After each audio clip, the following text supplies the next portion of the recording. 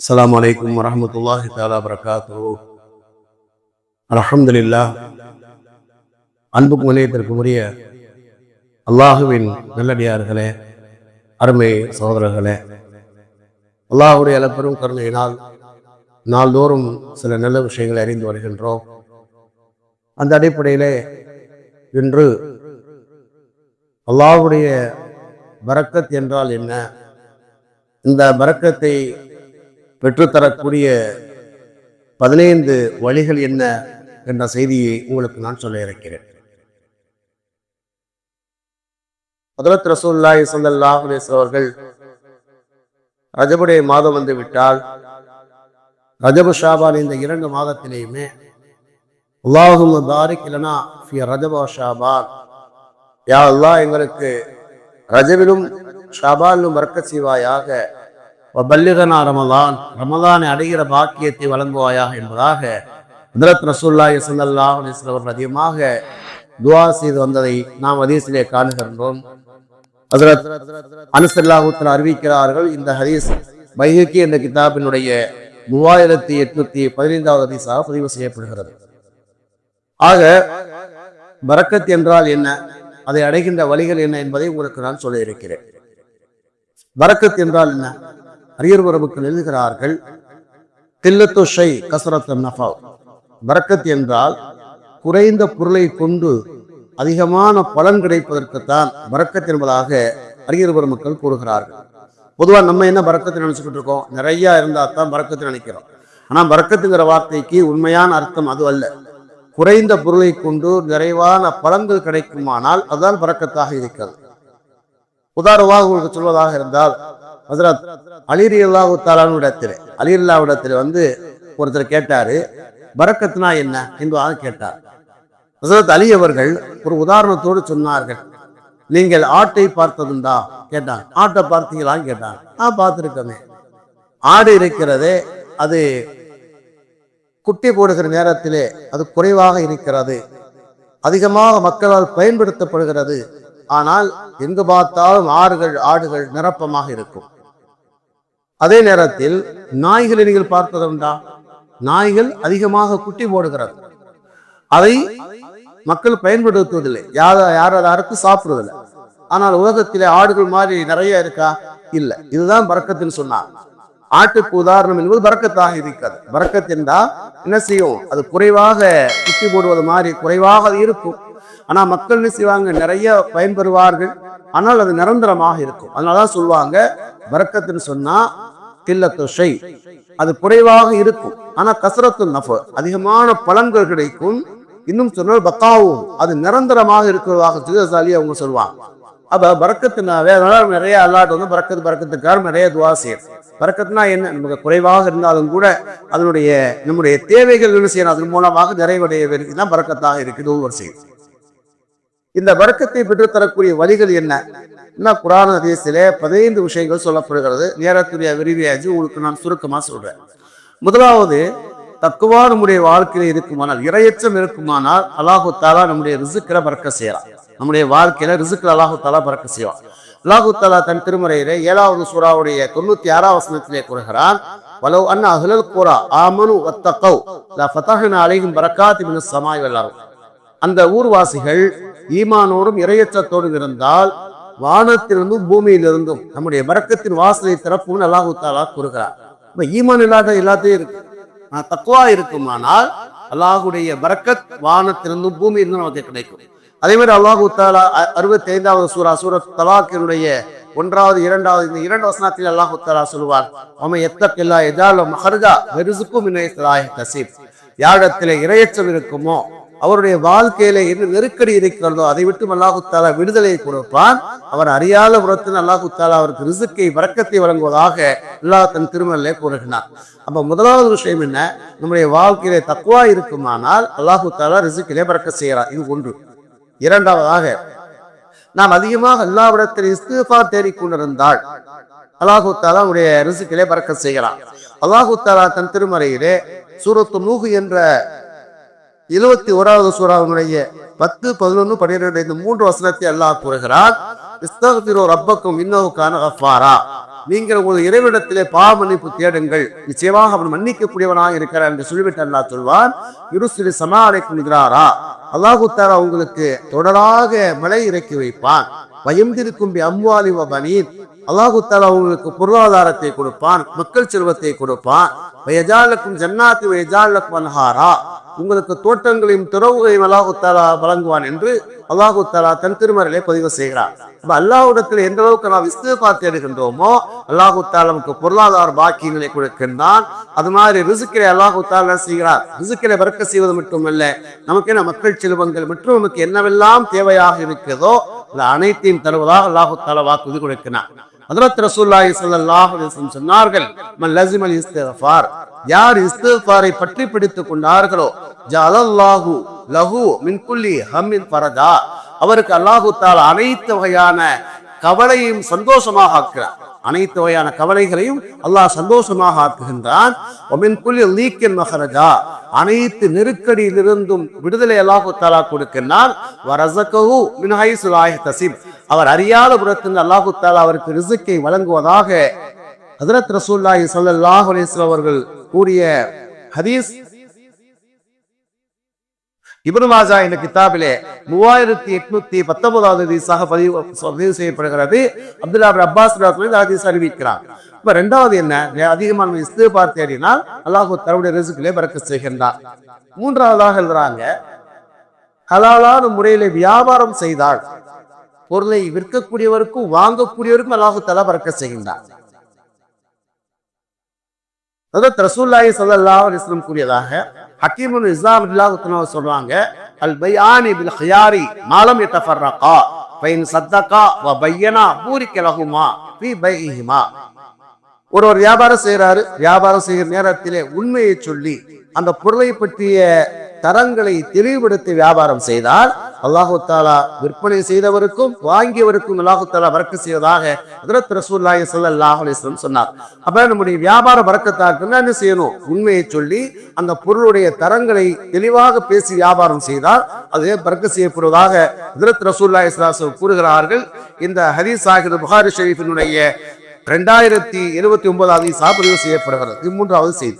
நாலாவது விஷயம் என்னென்றா, அல்லாஹ் நமக்கு எப்போது எதை கொடுத்தானோ அல்ஹம்துலில்லாஹ் என்ற மன நிறைவோடு பெற்றுக்கொள்ள வேண்டும். அது கூடதாக இருந்தாலும் சரி, குறைவாக இருந்தாலும் சரி. சில நேரத்தில் அல்லாஹு தஆலா கம்மியா கொடுத்தா கூட அல்ஹம்துலில்லாஹ் என்ற மன நிறைவோடு பெற்றுக்கொண்டால் அல்லாஹு தஆலா ரிஸ்கிலே பரக்கத் செய்கிறார். ஹதீஸ்ல வருகிறது, ஹக்கீம் இப்னு ஹிஸாம் அறிவிக்கிறாங்க, புகாரி ஷரீஃபினுடைய 1472வது ஹதீஸ். ஹக்கீம் இப்னு ஹிஸாம் அவர்கள் ஒரு தடவை பெருமானார் ஸல்லல்லாஹு அலைஹி வஸல்லம் வந்தால் அந்த என்ன செய்யறாங்க, பெருமானாருக்கு முன்னால் ஏராளமான பொருட்கள் இருக்கு, அவங்க என்ன செய்யறாங்க, உதவி கேட்கிறாங்க, ரசூலுல்லாஹ் கொடுத்தாங்க. ரெண்டாவது மறுபடியும் கேட்டாங்க, ரசூலுல்லாஹ் கொடுத்தாங்க. மூணாவது கேட்டாங்க. ஏன்னா அவர் திரும்ப திரும்ப கேட்கறதுக்கு என்ன காரணம் அப்படின்னா, பொருள் நிறைய இருக்குது, ரசூலுல்லாஹ் கொடுக்கணுங்கிற மனசு தாராளமான மனசு. அதனால மூணாவது கேட்டார், ரசூலுல்லாஹ் கொடுத்தாங்க. கொடுத்ததுக்கு பிறகு பெருமானார் அவர்கள் அவரை பார்த்து 3 விஷயங்களை சொன்னார்கள். முதலாவது சொன்னா, யா ஹக்கீம், ஹக்கீமே, இன்ன ஹாதல் மால ஹதீரத்துல் ஹுல்வா, நிச்சயமாக இந்த செல்வம் பசுமையானது, இனிமையானதுன்னு சொன்னார். பசுமையான இனிமைனா என்ன அர்த்தம்? பசுமையான இனிப்பான பொருட்கள் இது 2 தன்மை இருக்கும். ஒன்று, அது மக்களை தன் பக்கமாக இருக்கக்கூடியது. அது மட்டும் அல்லது நிரந்தரம் இல்லாது, அது சீக்கிரம் அழிஞ்சிடும். அதே மாதிரி இந்த பொருள் என்பது மக்களை இருக்கக்கூடியது, அது மட்டுமல்ல நிரந்தரமற்றதாக சொல்லிவிட்டு இரண்டாவது செய்தி சொல்றாங்க, பமன் அஹதஹு பி ஸஹாவத்தி நஃப்ஸி பூரிக லஹு ஃபீஹி, அந்த செல்வத்தை யார் போதும் என்ற மனதோடு பெற்றுக் கொள்கிறாரோ அதில் அல்லாஹு தஆலா அவருக்கு பரக்கத் செய்கின்றார். ஒமன் அஹதஹு பி இஸ்ராஃபி நஃப்ஸி, யார் அதை பேராசையோடு பெற்றுக் கொள்கிறாரோ லம் யுபாரக் லஹு ஃபீஹி, அதில் அந்த ரிஸ்கிலே அல்லாஹு தஆலா பரக்கத் செய்ய மாட்டார். அவர் எப்படி ஆக்குவான்னு சொன்னா, கல்லதி யாக்குலு லா யஷ்பஉ, அவர் எவ்வளவு சாப்பிட்டாலும் வயிறு நிரம்பாதவராக அல்லாஹு தஆலா ஆக்குவான்வதாக ஹஜ்ரத் ரசூலுல்லாஹி ஸல்லல்லாஹு அலைஹி வஸல்லம் சொன்னார். அப்ப நமக்கு அல்லாஹ் எப்போது எதை கொடுத்தாலும் அல்ஹம்துலில்லாஹ் என்ற மன நிறைவோடு பெற்றுக் கொண்டால் அல்லாஹு தஆலா பரக்கத் செய்கிறார். இது 4வது செய்தி. 5வதாக என்னன்னா, நம்ம தர்மங்கள் செய்ய அல்லாஹு தஆலா ரிஸ்கிலே பரக்கத் செய்கிறார்.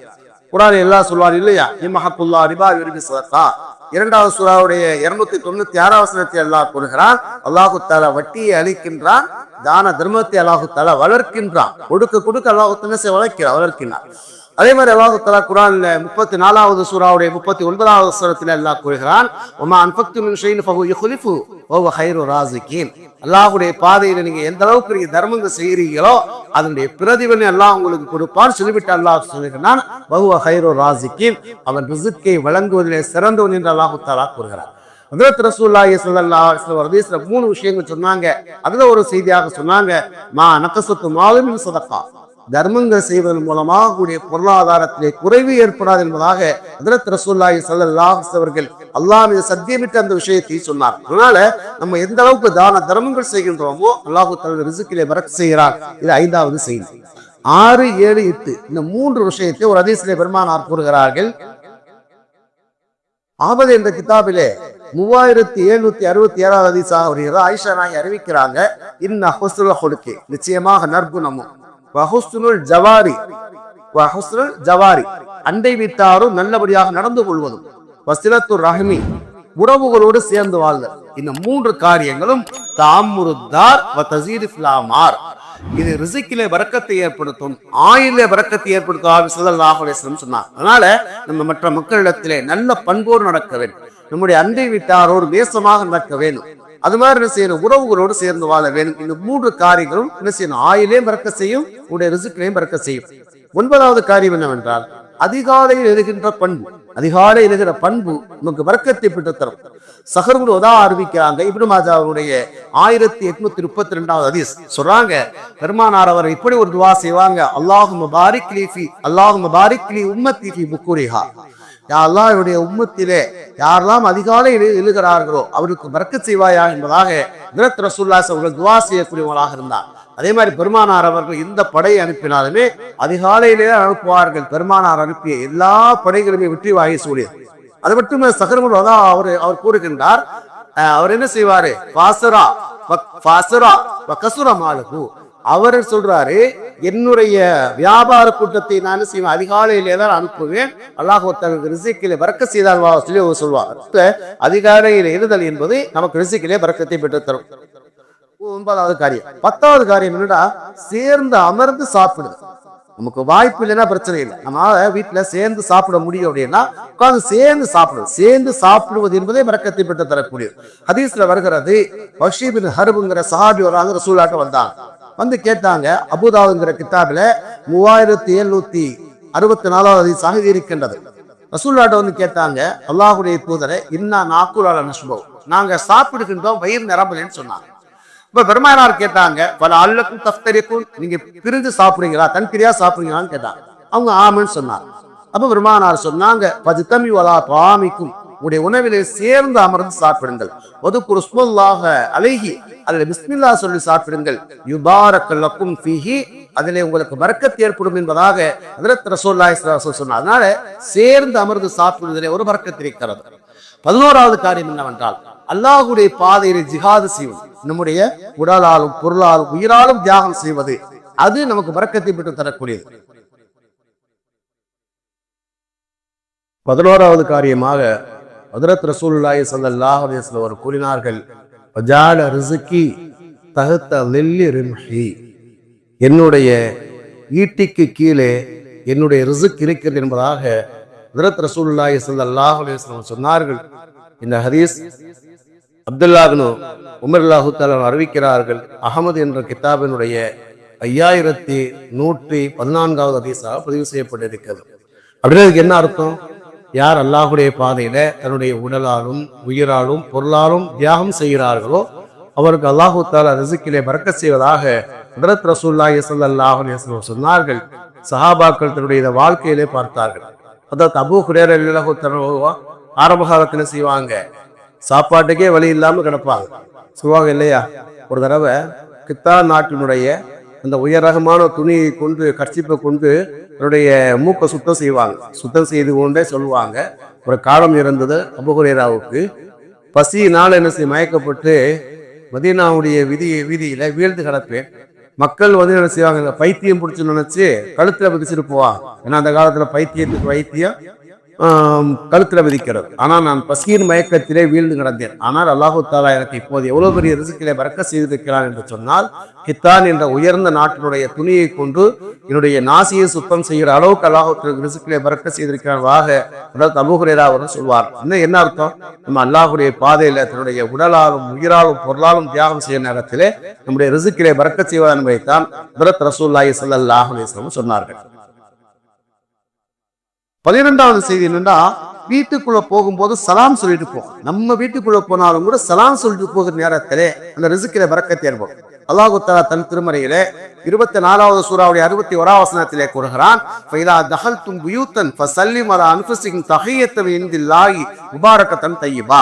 நீங்க உங்க வீட்டுக்குள்ள நுழைந்தாலும் கூட அந்த பரக்கத்தான சலாமை சொல்லிவிட்டு நுழையுங்கள் என்று அல்லாஹு தஆலா கூறுகிறார். அப்ப என்ன கூறுகிறான்? நீங்கள் சலாமை சொல்லுங்கள், பரக்கத் ஏற்படும் என்பதைத்தான் அல்லாஹ் அங்கே என்ன செய்ய கூறுகிறார். ஹஜ்ரத் ரசூலுல்லாஹி ஸல்லல்லாஹு அலைஹி அவர்கள் கூறியதாக அனஸ் இப்னு மாலிக் அறிவிக்கிறாங்க. திருமதி என்ற கிதாபினுடைய 589வது ஹதீஸ். அனஸ் இப்னு மாலிக் பெருமானா சொன்னாங்க, யா புனைய, என் அருமை மகனேன்னு கூப்பிடுவான். ஏன்னா பெருமானா தான் வளர்ந்தார். யா புனைய, என் அருமை மகனே, இதா தகல் தலா அகிலிக்க, உன் குடும்பத்தாரிடம் நீ நுழைந்தால், அவர் என்ன சொல்றாங்க, உன் வீட்டுக்குள்ளே நீ நுழைந்தாலும் நீ சலாம் சொல்வாயாக, தக்குன் பரக்கத்துன் அழைக்க வாழ அகலி வைத்திக்க, அது உனக்கும் உன்னுடைய குடும்பத்தினருக்கும் பரக்கத்தை ஏற்படுத்தக்கூடிய என்பதாக ஹஜ்ரத் ரசூலுல்லாஹி ஸல்லல்லாஹு அலைஹி வஸல்லம் சொன்னாங்க. அதனால நம்முடைய வீட்டுக்கு போகும்போது என்ன செய்யணும்? சலாம் சொல்லக்கூடிய வளமை இருக்க வேண்டும். 13வதாக சொல்றாங்க, நம்முடைய வீட்டில சூரத்துல் பக்கரா ஓத வேண்டும். அது குர்ஆன்ல ஒரு பெரிய சூறா தான், கொஞ்சம் சிரமம் தான். என்ன செய்யணும்? கொஞ்சம் டைம் எடுத்து சூரத்துல் பக்கரா ஓதுகிற நேரத்திலே நம்ம வீட்டில் அதை பரக்கத்தை ஏற்படுத்தக்கூடியது. ஹதீஸ்ல வருகிறது.